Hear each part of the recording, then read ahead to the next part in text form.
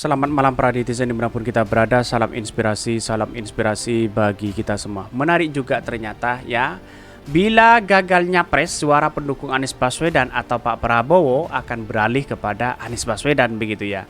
Tetapi kita lihat saja, kalau Pak Prabowo kalah, maka suara-suara Pak Prabowo akan kembali kepada Anies Baswedan. Begitu pula sebaliknya. Inilah yang punya keuntungan luar biasa ya menurut saya pribadi begitu. Tetapi kita lihat saja bagaimana perkembangan politik kan dinamis begitu ya. Upaya-upaya ini yang kemudian yang disebut cawe-cawe Pak Jokowi seperti itu begitu kan. Mungkin Pak Prabowo ya dianggap ya yang kemudian diharapkan itu adalah gagal ya, bisa saja Pak Jokowi bisa mengatur untuk kembali ya cawe-cawe untuk mendukung Pak Ganjar di situ di putaran kedua begitu kan. Tapi saya rasa ini dinamis begitu kan. Ya kalau memang Pak Prabowo kalah begitu. Tapi kalau Pak Ganjar yang kalah bagaimana begitu kan ya. Bisa saja gampang Pak Jokowi akan kembali ya cawe-cawe untuk mendukung Pak Prabowo di situ begitu. Tetapi kan politik kita dinamis begitu kan. Tetapi ini menarik untuk kita baca begitu ya. Seperti ini komentar-komentar netizen ya, saya bacakan terlebih dahulu.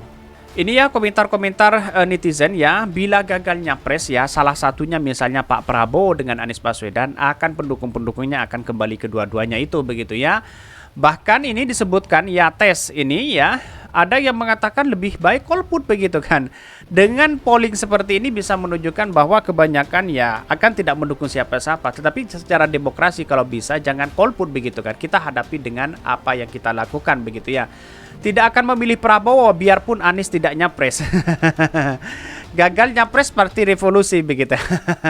Ini kritikan-kritikan dari netizen begitu ya. Jangan sotoy lo men, ya gue mending golput aja daripada kecewa untuk yang kedua. Ya, kita lihat secara demokrasi ya sah-sah aja siapapun mereka begitu. Tetapi kita lihat bagaimana perkembangan politik hari ini begitu menunjukkan bahwa bisa saja Anies Baswedan memenangkan pertarungan itu dengan versus dengan Pak Prabowo. Pak Ganjar bagaimana? Bisa saja kan nyungsep di situ begitu ya. Ini ya headline titipan yang merajalela sejak lebih dari 10 tahun ya. Ogah pun mending saya coblos semuanya biar enggak dihitung. Ngono wae kok repot. Banyak sekali kritikan-kritikan dari mereka begitu. Tapi wajar. Inilah demokrasi kita begitu ya. Siapa bilang belum baca artikelnya, tapi saya yakin di belakang ada survei bayaran. Ya, di satu sisi seperti itu begitu ya. Bila terjadi Anies dibuat gagal maju Pilpres bakal akan ya jadi golput ya benaran ya, ini akan semakin mengarungi kualitas pemilu sendiri ya.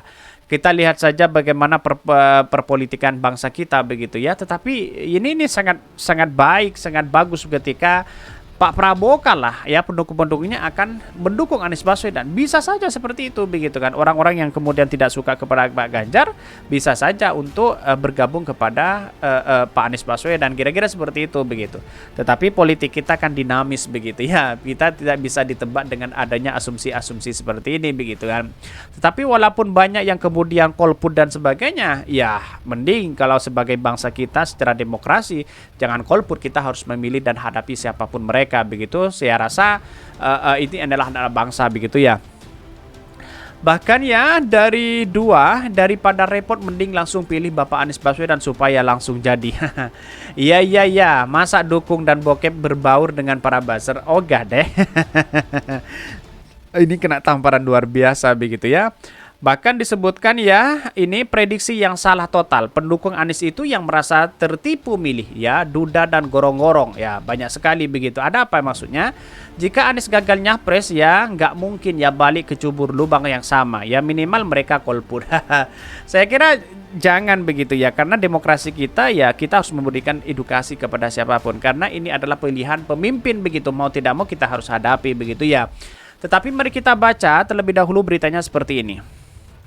Ini beritanya ya, bila gagalnya pres ya, suara pendukung Anies Baswedan diprediksi beralih kepada Pak Prabowo. Begitu sebaliknya begitu, ketika Pak Prabowo gagal begitu ya, maka pendukung-pendukungnya akan kembali kepada Anies Baswedan. Ini dikutip dari inilah.com. Isu soal potensi Anies Baswedan gagal ya maju ya nyapres ternyata sudah diteliti oleh Lembaga Peneliti Indikator Politik Indonesia. Peneliti utamanya Burhanuddin Muhtadi menyebutkan para pendukung Anies Baswedan tak akan lari ke kubu Pak Prabowo jika mantan Gubernur DKI Jakarta itu gagal mendapatkan tiket maju mencalonkan diri sebagai Pilpres 2024. Itu adalah asumsi dari lembaga survei. Bayangkan kalau saya asumsi sebagai masyarakat biasa, bagaimana kalau Pak Prabowo kalah misalnya? Apakah nanti pendukung-pendukung pendukung Pak Prabowo akan kembali kepada Anies Baswedan atau lari mendukung Pak Anies Baswedan? Ya, ini bisa jadi seperti itu begitu. Kalau Pak Ganjar kalah, bisa saja pecah begitu ya. Lalu kalau misalkan Anies ya tidak dapat kendaraan di Pilpres 2024 itu, pendukungnya banyak lari ke Pak Prabowo, ya kata Burhanuddin dalam rilis survei indikator politik Indonesia di Jakarta.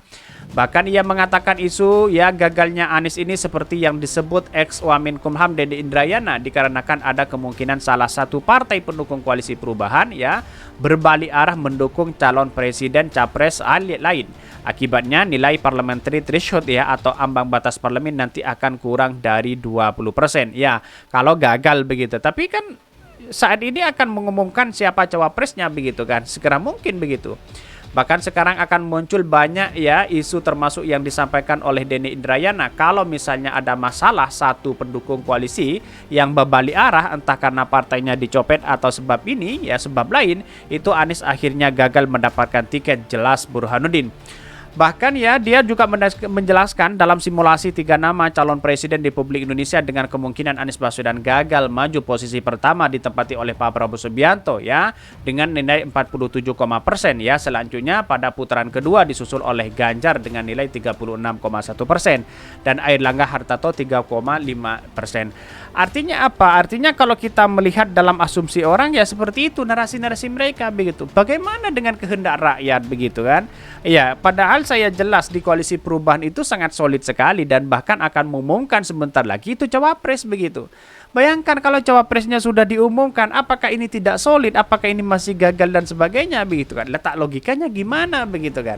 Maka ya patokan asal lembaga survei kok asumsi orang dan begitu pula sebaliknya begitu kan, aneh begitu ya.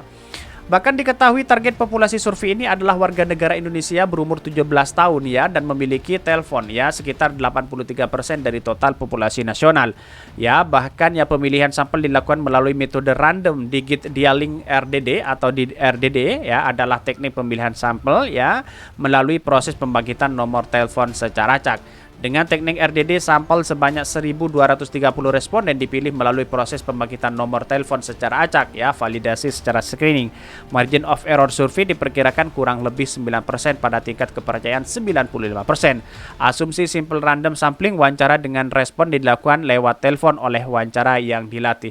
Tetapi kita lihat saja survei-survei itu patokannya kenapa kok muncul spekulasi si A, si B, dan si C begitu kan.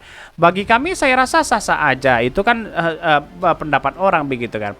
Tetapi kita lihat saja di masyarakat bahwa banyak yang menginginkan Anies Baswedan begitu kan. Kalau pertarungannya itu adalah indikator menyebutkan bahwa Pak Prabowo akan unggul di situ, ya kita lihat saja siapa sponsornya mereka begitu kan.